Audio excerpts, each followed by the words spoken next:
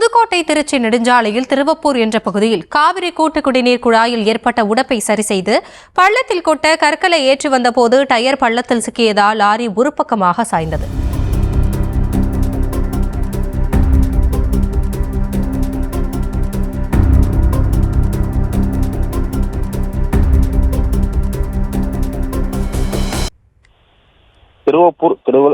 அதாவது Pudukkottai Thiruvappur railway gate அருகில் இன்று அதிகாலை 4 மணிக்கு காவிரி கூட்டு குடிநீர் குழாயில் உடைப்பு ஏற்பட்டு அதிக அளவில் குடிநீர் வெளியேறியுள்ளது.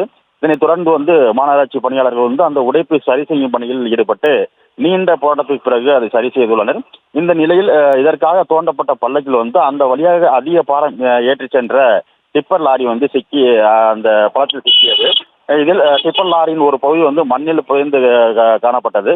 இதனால் அந்த பகுதியில் போக்குவரத்து கடுமையாக பாதிக்கப்பட்டது.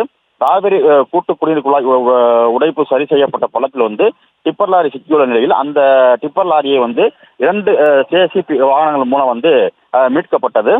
காலை நேரம் என்பதால் இந்த திருவப்பூர் ரயில்வே கேட் பகுதியில் போக்குவரத்து நெரிசல் அதிகமாக காணப்பட்டது.